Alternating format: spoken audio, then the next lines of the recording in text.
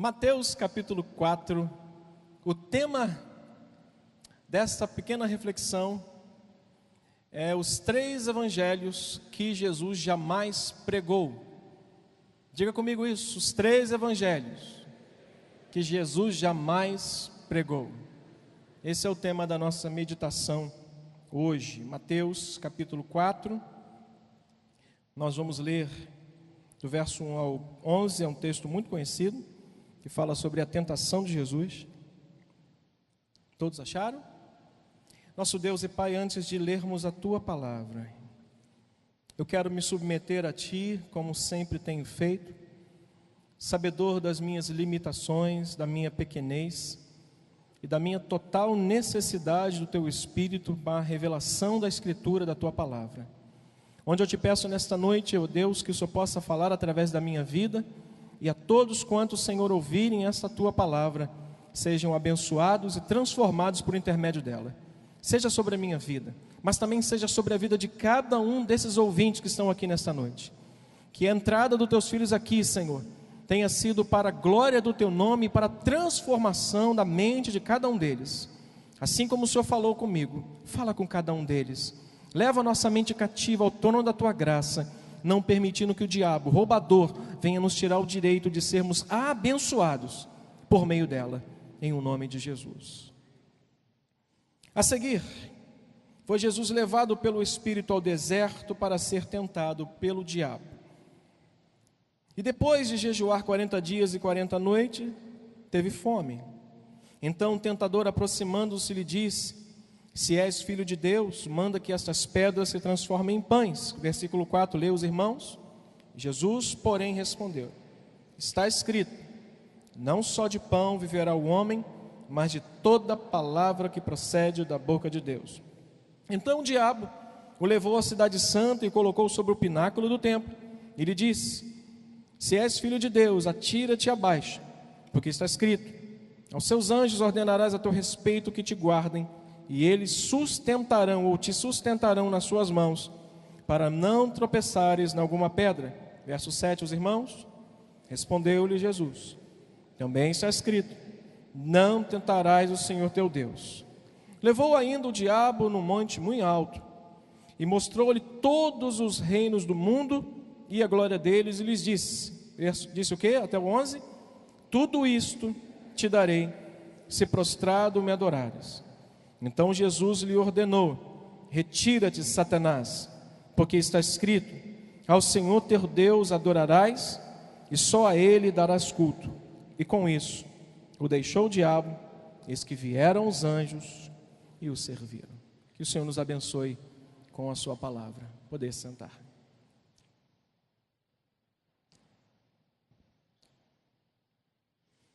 Glória a Deus. Meus irmãos, o genuíno evangelho de Cristo, digo genuíno. O genuíno evangelho de Cristo tem se confundido com 2 pensamentos humanos. Aquele evangelho que nós temos aprendido a ouvir e a viver, que louvado seja Deus, tem sido pregado nessa igreja ao longo de 36 anos, que estaremos fazendo agora no dia 31 de julho. Este genuíno evangelho pregado nessa igreja e pelas demais igrejas sérias tem sido confundido com 2 pensamentos ou 3 pensamentos humanos. Um pensamento de que o homem deve viver melhor. O homem pensa que deve e precisa viver melhor. Segundo pensamento humano é que o homem pensa em viver de modo mais fácil. E o terceiro pensamento é viver para aquilo que dá certo. Esses 3 evangelhos se confundem, ou seja, esses 3 pensamentos se confundem com o genuíno evangelho de Jesus, que nada tem a ver com esses 3 pensamentos humanos. Ou seja, viver de modo melhor, ter uma vida melhor. A proposta do evangelho segundo o mundo é uma vida mais fácil, uma vida melhor, de um modo de vida mais tranquilo, otimizando o tempo, otimizando espaço, criando atalhos, fazendo com que o homem chegue em determinado local que deseja antes do processo, ou seja, saindo da cruz e recebendo a glória. não passando pelo Calvário, não passando pelo caminho na qual Deus instituiu para ele, estabeleceu para ele. Mas também o homem tem seguido um evangelho segundo o seu pensamento, naquele evangelho que dá certo. Ou seja, eu estou nesta igreja porque as coisas estão dando demais certo na minha vida. Por demais as coisas estão sendo tão favoráveis para mim, que eu vou continuar nesta igreja e seguindo esse evangelho. Eu mencionei na quarta passada que eu fiz uma ligação para um rapaz que estava há muito tempo sem vir à igreja. E eu consegui o contato dele e disse: ei rapaz, tudo bem, como é que você está? Imagino que estivesse numa outra igreja, mas eu perguntei a primeira coisa, falei: rapaz, está caminhando? Ele: não, pastor, eu não estou mais caminhando. Então você não está bem. E ele disse: não, pastor, eu estou bem. Eu falei: e aí, como é que está na caminhada e na jornada? Ele: não, pastor, eu parei de caminhar porque eu terminei o noivado. Eu disse: como assim? Ele disse: pastor, eu não estou mais com aquela menina, eu estou em uma outra, eu estou em outra. O termo que ele usou foi o seguinte: eu estou em outra.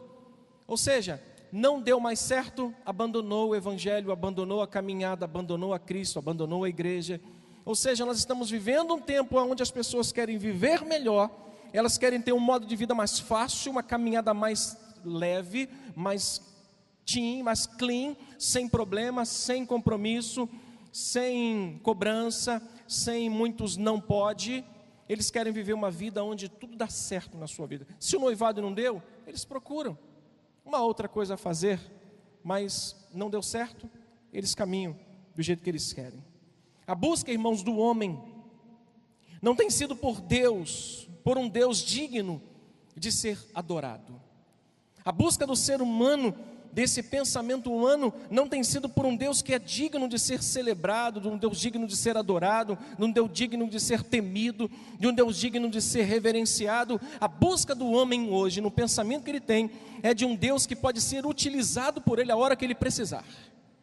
Nós vivemos um tempo onde as pessoas querem utilizar-se de Deus, utilizar-se da fé, utilizar-se da grandeza e do poder de Deus, e Deus é grande, Deus é poderoso, e não quer adorar este Deus. Esse é o tempo que a gente está vivendo.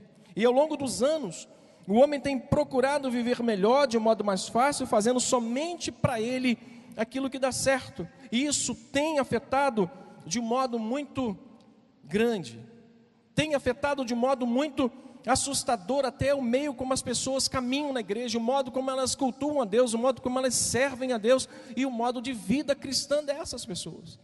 Como elas encaram a vida, elas querem um evangelho mais fácil, elas querem um evangelho que caiba melhor no seu padrão de vida, no seu modelo de vida. Ah, pastor, eu quero ser crente, mas eu não quero abandonar o pecado. Eu quero ser crente, mas eu não quero abrir mão das minhas mazelas. Eu não quero abrir mão. Esse tem sido o evangelho que tem sido pregado. E para isso, o homem tem procurado estabelecer novos propósitos para o evangelho de Cristo, de modo que salvação, remissão de pecados e vida eterna não são mais suas prioridades. Esses quesitos que eu disse, salvação, remissão de pecados, vida eterna, não é mais prioridade do homem. Com esse pensamento de vida fácil, de modo mais tranquilo e melhor de se viver, não tem sido esse o objetivo, mas felicidade, paz de espírito e prosperidade. Bom, pastor, se eu estou feliz, eu estou bem, mesmo sem Deus. E se está dando tudo certo na minha vida, é porque a verdade de Deus está sendo cumprida. Se não está dando, é porque a verdade não está sendo cumprida. Esse tem sido um modo de vida que muitas pessoas escolheram viver. Em contraste a isso, eu peguei o texto de Mateus 4.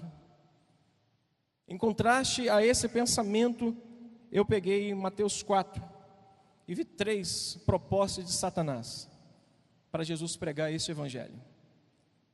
Eu vi 3 propostas de Satanás, que infelizmente, irmãos, tem sido aceito por muitas pessoas nesse mundo. As 3 propostas que Satanás colocou para Jesus tem sido aceita pelas pessoas e por muitas pessoas que sobem púlpitos para pregar esses 3 evangelhos que Jesus jamais ou nunca aceitou ou recusou-se a pregar este evangelho. Primeiro evangelho que Jesus nunca pregou, diga comigo, o evangelho humanista. Diga comigo, o evangelho humanista. Em contraste a esse pensamento que o homem tem que viver bem, melhor, de modo mais fácil, e naquilo que dá certo, Jesus é proposto por Satanás a pregar um evangelho humanista, ou seja, onde o homem é o centro, aonde a ideia do homem é ser o centro de tudo, protagonista da história. Ele não é mais o ator que fica no canto, ele não é aquele ator que fica lá atrás, ele é o protagonista da história. Ele é aquele cara que tem o poder, ele tem a primazia, ele é aquele que detém toda a palavra. E Satanás, lá no versículo 2 e 3, leia comigo, e o 4, 3 e 4, perdão, diz assim: então o tentador, aproximando-se, lhe disse o quê? Se és filho de Deus, manda que essas pedras, olha a palavra, manda, ordena, determina, que essas pedras, Jesus, esse evangelho é fácil, esse evangelho vai encher a tua igreja, esse evangelho de você determinar as coisas, vai encher a tua igreja. Jesus, se você montar uma sinagoga, você tem que montar uma rede de sinagogas. Pastores estão enchendo igrejas, e seguidores estão seguindo esses pastores, que estão dizendo, o evangelho é aquele que nós temos que determinar a Deus o que Ele tem que ser, o que Ele tem que fazer por nós e para nós, para vivermos uma vida melhor, mais fácil, para que tudo dê certo na nossa vida. Diga para a pessoa carinhosamente ao seu lado: meu amado irmão, nem tudo na sua vida vai dar certo. Aí vai dar, irmão, dá uma cotovelada em você, está amarrado. Nem tudo na sua vida vai dar certo, meu irmão. Nem todos os teus planos vão ser cumpridos por Deus. Mas todo o evangelho, toda a promessa, toda a palavra contida aqui, para mim e para você, essa sim se cumprirá, sem dúvida. Mas Jesus disse assim, Satanás disse assim: manda que essas pedras se transformem em pães. Jesus, porém, respondeu: como, irmãos, está escrito lá, como ele disse, não só de pão viverá o homem, mas de toda a palavra que procede. Qual foi a ênfase de Satanás? Oferecendo e propondo esse evangelho humanista para Jesus. A ênfase de Satanás foi: ordena, manda, determina que as coisas vão acontecer. Ordena, bota Deus contra a parede e fala: Senhor, qual é? Não está dando mais, ou tu me dá ou eu saio, ou o Senhor faz agora, ou eu vou procurar outra igreja. Não dá mais para ficar aqui, porque esses pastores têm pouca fé. Não, não são os pastores que têm pouca fé. Nós não temos que crer por você, nós não temos que acreditar nas promessas de Deus, nós temos que pregar as promessas de Deus para vocês. Nós não temos que ter fé por vocês. Às vezes as pessoas nos procuram com sua dificuldade, com suas lutas, e a gente diz assim: meu irmão, eu vou unir a minha fé com a sua. Mas eu não posso crer por você, eu não posso orar por você e pegar e dizer assim: mesmo que você não tenha fé, eu vou ter. Meu irmão, o problema é seu, é você que tem que crer nesse problema. Pastor Luiz, quando chama as pessoas à frente, quinta, sexta, quarta, ele diz: eu quero te ajudar em oração. Nós não podemos dizer assim: olha, nós vamos resolver o teu problema, porque nós não somos resolvedores de problemas. Pastor com essa ideia é pastor que prega um evangelho humanista. Vem cá, que no meu nome eu vou expulsar esse demônio. Não vai expulsar nada. Eu resolver o teu problema. Vai resolver o teu problema como? Dá o carnê para ele falar: pastor, o único jeito de você resolver o meu problema, humanamente falando, é o senhor pagando toda a minha dívida. Não é só orando por mim, porque oração eu posso fazer por você, mas a sua dívida, você que tem que pagar. A sua conta, mas eu não posso fazer por você. A ênfase então é: ordena, manda, determina que as coisas vão acontecer. O evangelho de Cristo, irmãos, não serve, não é bom para quem tem o desejo de ser grande. Tem grandeza? Quer grandeza? Escolha outra coisa, menos o evangelho. Pastor, mas eu quero chegar lá no pináculo do templo, eu quero ser o bambambam, o doutor em divindade, eu quero que Deus peça conselho a mim, eu quero receber um diploma. Teve um irmão uns anos atrás, graças a Deus tem muito tempo, que ele nos procurou. Eu estava ainda em outra igreja, aí esse irmão me procurou e abriu a pasta dele, sentou comigo e colocou mais ou menos uns 18 diplomas na minha mesa. E eu disse: meu irmão, você quer servir com a gente? Você tem liberdade, venha servir com a gente. Mas nosso pedido é que todos os discípulos que trabalham na obra de Deus façam o CETEB. Aí eu disse: pastor, o que é o CETEB? É o Seminário Teológico de Base. Quando eu falei base, ofendeu o irmão. Sabe por quê? Porque ele disse assim: pastor, eu tenho um doutorado em apologética, eu tenho um mestrado e tal, e eu estou fazendo um outro doutorado agora. Eu falei: rapaz, você está faltando o doutorado de Deus. Mas eu disse: só tem um diploma que está lhe faltando. Ele: qual? O de servo. O diploma de servo lhe falta. Por isso, o Evangelho de Cristo, não humanista, não tem espaço para quem quer ser grande. Quer ver? Duas pessoas. Uma mãe chega para Jesus e fala assim: Senhor, quero te fazer um pedido.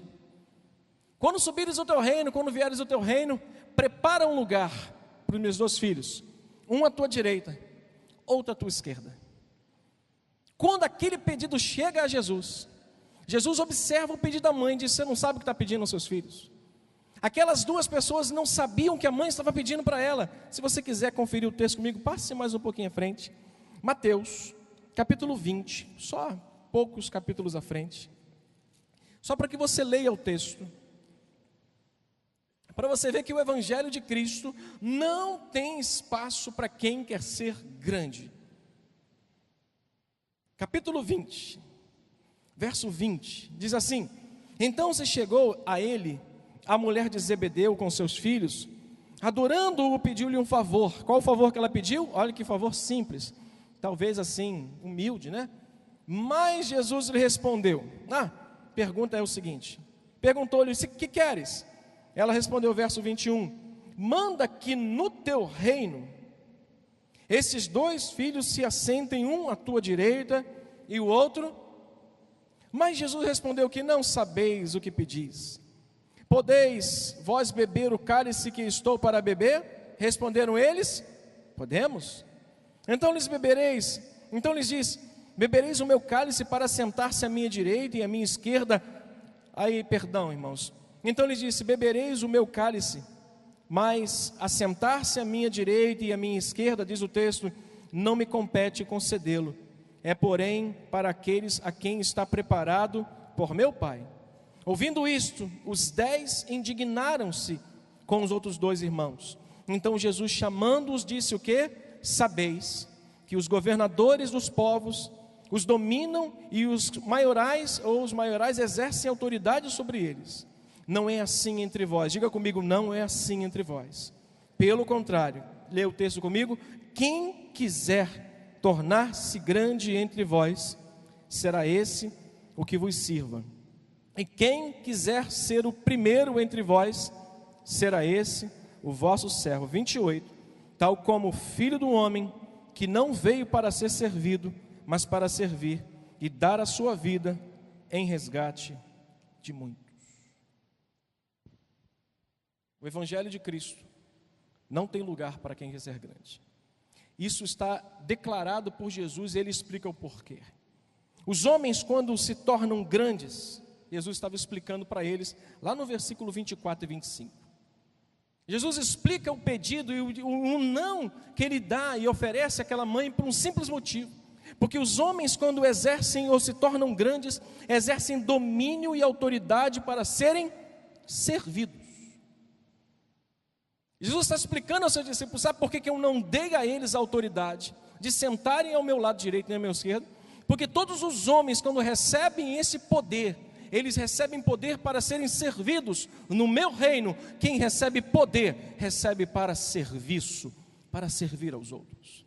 Por isso, quem quer poder no Evangelho, tem que servir.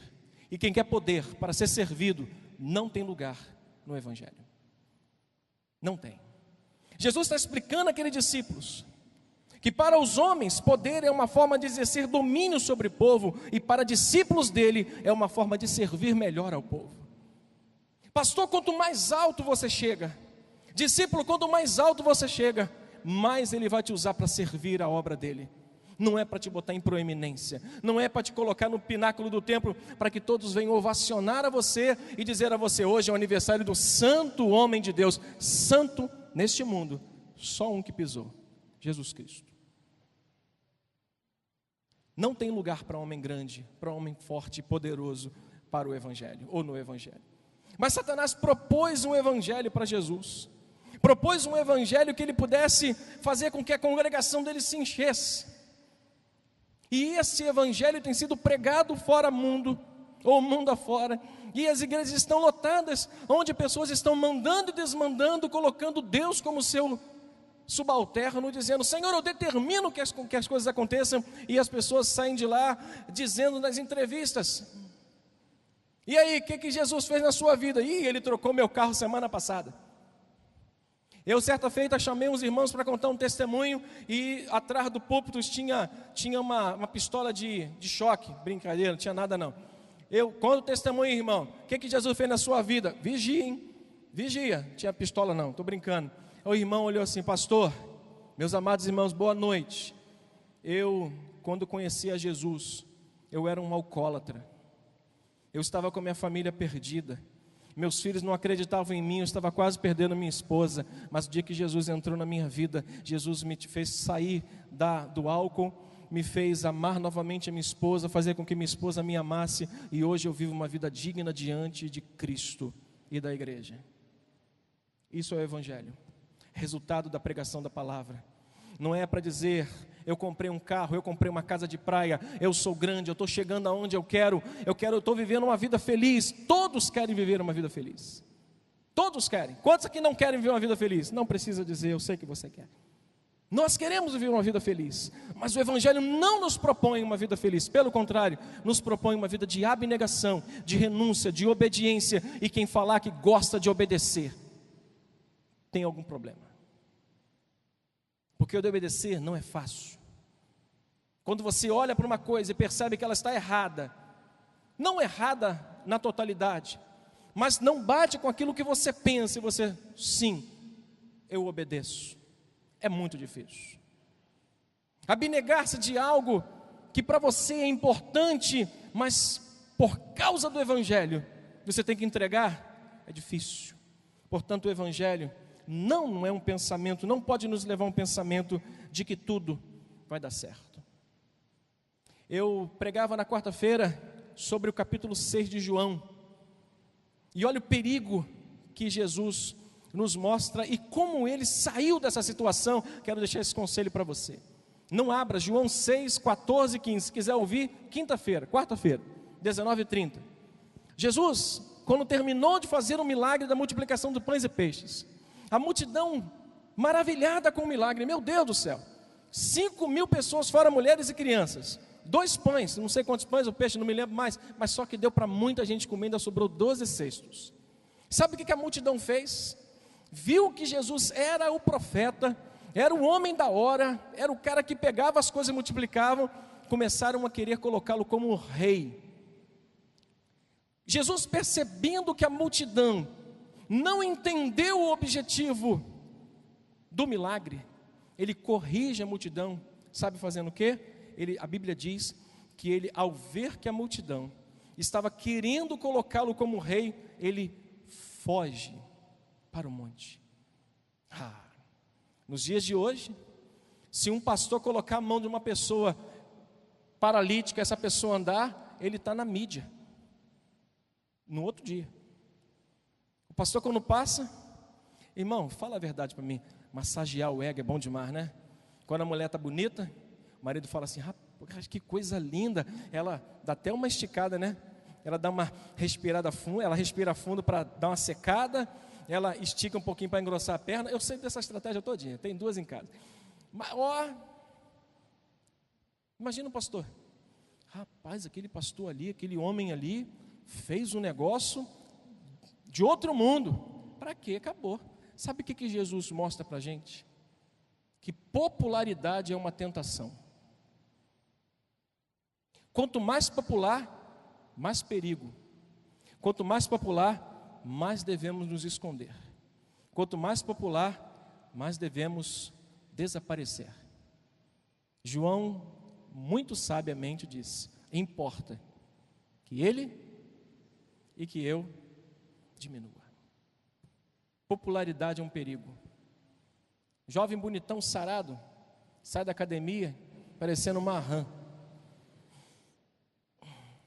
Ele passa na rua, parece que é aquele bonequinho que não mexe em cima, só mexe embaixo. O pessoal passa olhando para ele e pensa que está abafando. Ele está sendo motivo de chacota para algumas pessoas. Mas basta ele botar os músculos para fora para ele se sentir o poderoso, o He-Man. Nunca mais vi esse desenho. Meu irmão, Jesus recusou-se a pregar um evangelho onde o homem é o centro. Nós não somos o centro. O centro é Jesus. Diga comigo, o centro é Jesus. Jesus recusou-se a pregar um evangelho proposto por Satanás, onde o homem é o centro, onde pelo meio de suas prerrogativas ele se sobrepõe aos outros e se torna o protagonista de uma história. 36 anos, não falo isso porque vocês estão aqui, mas falo isso também porque vocês estão aqui e ele não está. Mas 36 anos foi suficiente para provarmos o caráter de um homem que não mudou até o dia de hoje. Fala com cada um que passa por ele e recebe com gratidão aquilo que as pessoas fazem por ele. Meus irmãos, o evangelho que Jesus escolheu viver e pregar não o diminuiu da sua natureza divina. O evangelho que ele escolheu pregar não diminuiu quando alguns chegaram para ele lá na crucificação. Disseram para ele bem assim: ops, se tu és filho de Deus, desce daí, abandona a cruz, desce da cruz. Capítulo 27, mais 7 capítulos à frente, Mateus 27. A crucificação, olha o que diz o verso 39.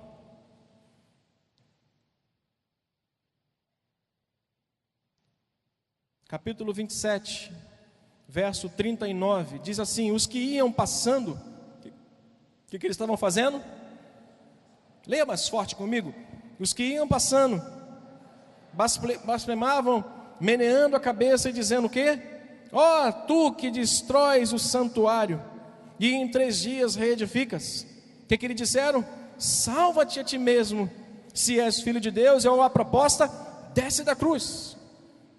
Mais ainda, 42, 41, e de modo que os principais sacerdotes, como os escribas e anciãos, escarnecendo, diziam o quê?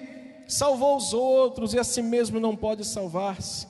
Mas o quê? É rei de Israel, desce da cruz e creremos em ti. Mas olha o verso 43, confiou em Deus, pois venha livrá-lo agora, se de fato lhe quer bem, porque disse: sou filho de Deus. Meus irmãos, o evangelho que Jesus viveu, escolheu viver e escolheu pregar, não o diminuiu da natureza divina que ele tinha. Ele não quis ouvir os homens que disseram: salva os outros e a si mesmo não pode salvar-se.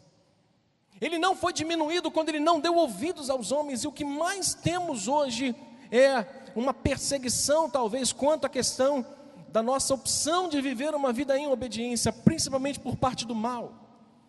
Nós damos ouvidos às pessoas. Não está dando certo aqui. Eu conheço um lugar que Deus vai mudar a sua vida. O único lugar que pode mudar a vida de uma pessoa é se Jesus estiver nele. Se não estiver, não muda. Você pode ir para uma casa pequena, com uma pessoa pregando e uma cadeira para você sentar, mas se Jesus não estiver ali, é só um lugar com uma pessoa e uma cadeira. Mas se Jesus estiver ali, entre, porque Deus vai mudar a sua vida. Mas se te convidarem a ir num lugar, dizendo: ali Deus vai falar contigo, vai te revelar, vai transformar a tua vida, se Jesus não estiver, não saia do lugar onde você está, porque é aí que Jesus vai te abençoar e vai transformar a sua vida. Somos conduzidos a dar ouvidos às pessoas. Jesus não foi diminuído na sua natureza divina quando ele não deu ouvido às pessoas dizendo: desce da cruz, abandona a cruz. No final ele confia em Deus e tudo deu certo. Segundo evangelho que Jesus não pregou, diga comigo, o evangelho triunfalista. Eita, que evangelho bom de pregar. coloca uma imagem ali de um cara sentado num escritório, onde a mesa, aquela mesa L, um quadro atrás de uma Ferrari, que deve ser dele, né? Uma mesa com telefone, com computador, uma secretária entrando. Aí a gente olha a ideia do triunfalismo como sendo algo que Jesus deveria pregar, que foi a proposta de Satanás a ele. Mateus 4, volte lá, por gentileza, a partir do verso 5, 6 e 7. Eu vou me dirigir daqui a pouquinho para o final, mas deixa eu ler esse texto com os irmãos. Diz o texto: então o diabo levou a cidade santa e colocou sobre o pináculo do templo. Verso 6, lê os irmãos, e lhe disse: se és filho de Deus, atira-te abaixo, porque está escrito o quê? Aos seus anjos ordenarás a teu respeito que te guardem, e eles te sustentarão nas suas mãos, para não tropeçares em alguma pedra. Respondeu-lhe Jesus o quê? Também está escrito, Satanás, não tentarás o Senhor teu Deus. Esta foi a resposta de Jesus. O triunfalismo, ou o evangelho triunfalista, é o conceito equivocado que diz que um crente em Cristo deve ser sempre vitorioso. Essa é a ideia. A ideia do evangelho triunfalista é a ideia de você não ser um derrotado na sua vida, de não ser um empresário fracassado, de não ser um pai de família que não tem o domínio, o controle e não dê o bem-estar e a felicidade e prosperidade para a sua família.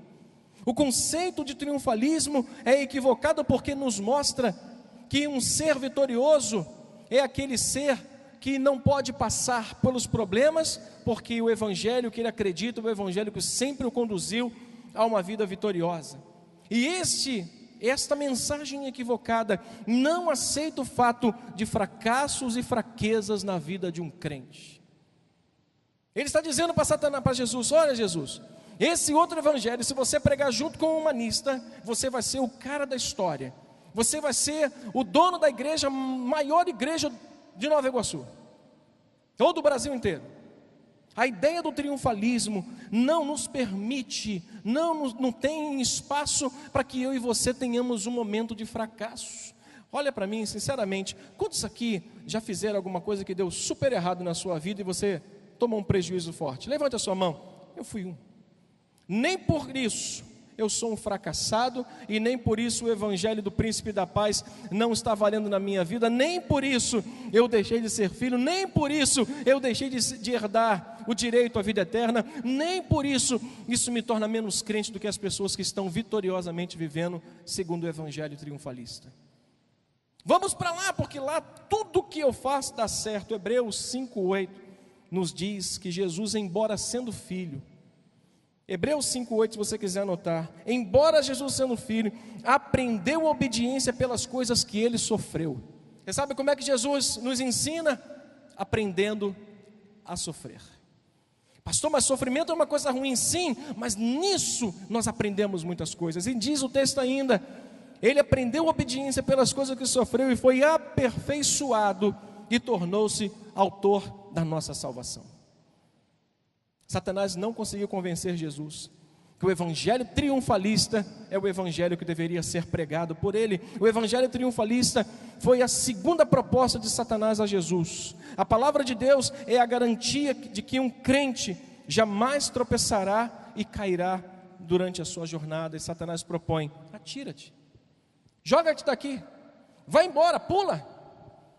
Essa ideia de que a palavra de Deus é a garantia de que nada vai nos dar errado é mentirosa. O evangelho triunfalista é o evangelho que leva pessoas irresponsáveis a fazer coisas irresponsáveis. O evangelho triunfalista garante o seguinte: a Bíblia garante a você que você vai ser cabeça, não vai ser cauda. Ah, é? Então tá bom. Estou querendo trocar de carro mesmo? Vai lá na concessionária, vê qual é o do momento. É esse. Compra o que não precisa, com o dinheiro que não tem, para mostrar uma coisa que não é. Por quê? Porque aceitou uma ideia de que a palavra de Deus é a garantia de que se ele fizer, ele vai ser respaldado por Deus. Não paga não para tu ver. Não paga as suas contas não para você ver. Baixa lá o seu CPF lá para você ver o que acontece com você. Não pague em dia suas contas não, de luz. Não, pela fé eu creio. Eu não preciso, eu sou príncipe da paz, eu sou herdeiro de Deus. Vai lá, não paga a sua conta na Light não, para você ver o que acontece daqui a uma semana, lá na sua luz. O evangelho triunfalista é o método mais irresponsável de se pregar uma palavra, de se pregar o evangelho. Deus, irmãos, em muitos crentes tem sido demonstrados, aliás, muitos crentes têm sido mostrados descontrolados, carnais, apoiando-se nesse evangelho. Bom, tendo em vista que o evangelho triunfalista é o conceito de que eu sempre tenho que ser vitorioso, eu não vai dar errado essa situação na minha vida, vai dar certo, mas não dá. Sabe por quê? Porque não tem a vontade de Deus.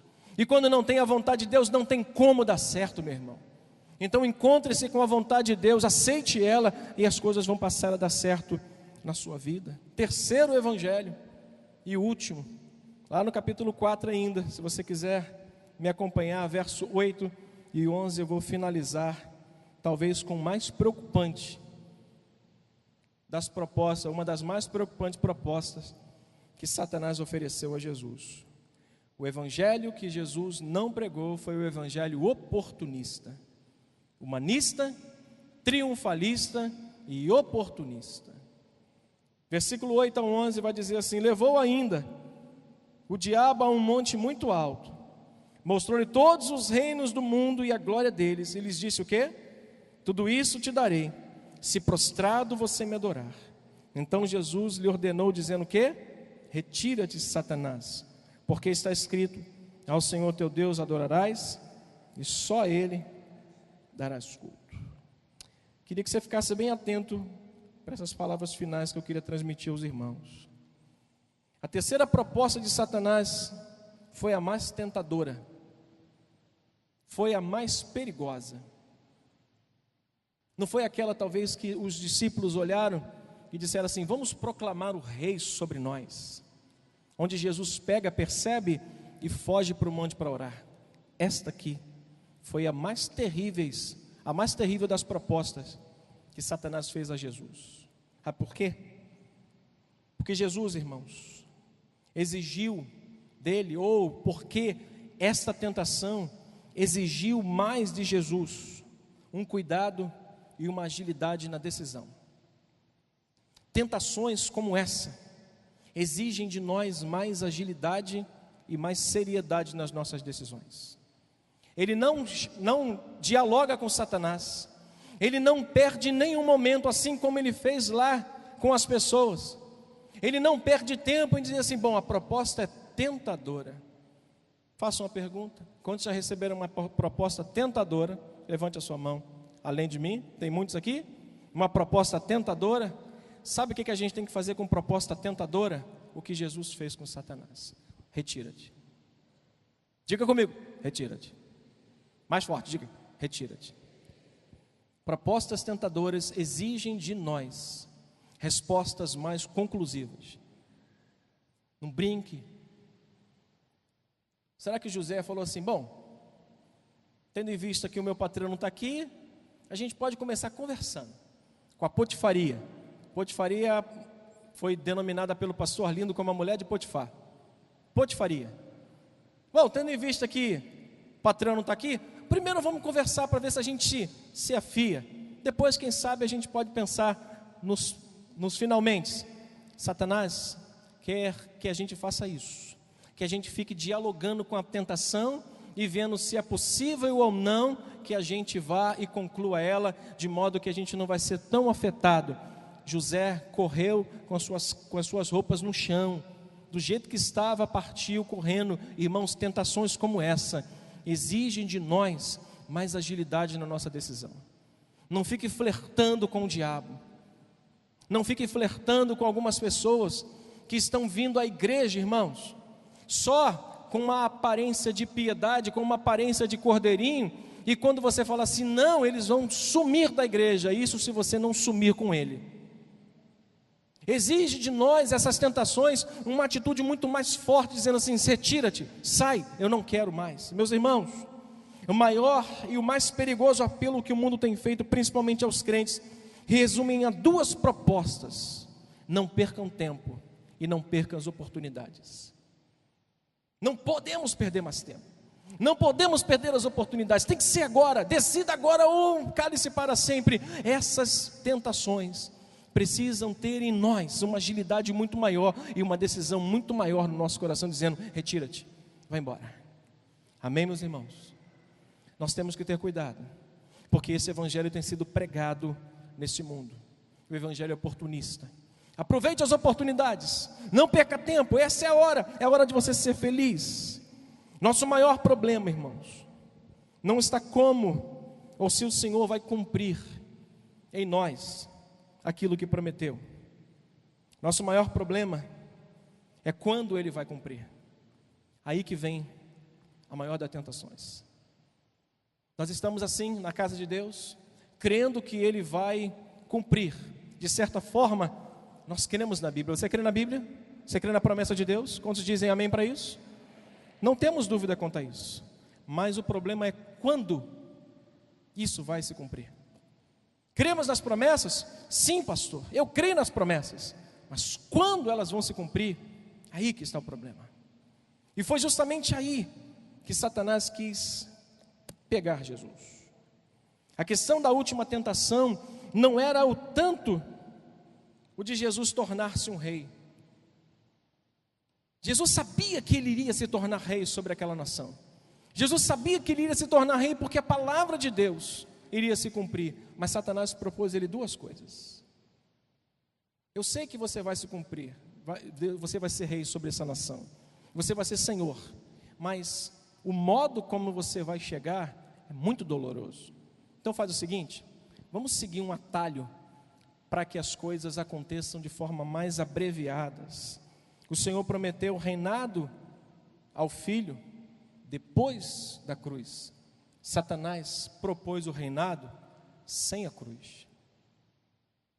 Esse é o grande perigo da nossa tentação. Não é se Deus vai fazer, porque diga comigo, Deus vai fazer. Diga comigo, Deus vai fazer. O problema não está aí, é quando Ele vai fazer. Aí as tentações vêm dizendo assim, Marcelo, dizendo assim, Marquinho, dizendo assim, Robson, dizendo assim, Luciana, vai demorar muito. Eu tenho um atalho para você. Essa tentação, que nós temos que ter cuidado com ela, porque esse evangelho tem sido pregado até os dias de hoje. Ou seja, o diabo prometeu um reinado sem sofrimento e uma coroa sem cruz, enquanto Jesus tinha certeza de que para ele chegar no reinado, ele tinha que passar pela cruz. Quero deixar 3 conselhos para os irmãos. Não aceite o evangelho humanista, não aceite o evangelho triunfalista e nem aceite o evangelho na sua vida oportunista. Não aceite. Não aceite um evangelho que te propõe uma vida melhor e mais fácil, uma vida cristã sem custo, onde só dá certo aquilo para a sua vida e a verdade somente o que dá certo. Primeiro conselho, não aceite esses evangelhos na sua vida. Não aceite, ele vai destruir a sua vida. Segundo conselho, não aceite o evangelho de atalhos e de caminhos mais curtos. O que Deus tem que fazer na sua vida, se tiver que passar pela cruz, passe pelo sofrimento da cruz. Passe pelo tempo que você tiver de passar, pelas lutas que você tiver de enfrentar, mas não abandone o caminho que Deus trilhou para a sua vida. E último, não aceite o evangelho que só te propõe felicidade, porque o evangelho não nos propõe, ele nos propõe salvação, não felicidade. Diga para o irmão que está do seu lado, meu amado irmão, o evangelho não nos propõe felicidade, nos propõe salvação eterna. Recebe essa palavra? Curve sua cabeça, vamos orar. Nosso Pai, nosso Deus, como já dizia um sábio muitos anos atrás, de que evangelho bom não é o evangelho que enche a igreja, não é o evangelho que mostra às pessoas o caminho mais breve para ser feliz. Como disse o sábio, o evangelho bom não é aquele que esconde a cruz, não é aquele que mostra para a gente que o caminho mais curto é o caminho de Deus, mas felicidade, o evangelho bom é aquele onde leva as pessoas a viverem uma vida santa, pagando o preço de ser obediente e, por fim, receber a vida eterna, que é a recompensa de todos que querem e aceitam esse evangelho. Pai, que nesta noite, essas palavras de conselho tenham encontrado um coração pronto para te obedecer, em nome de Jesus.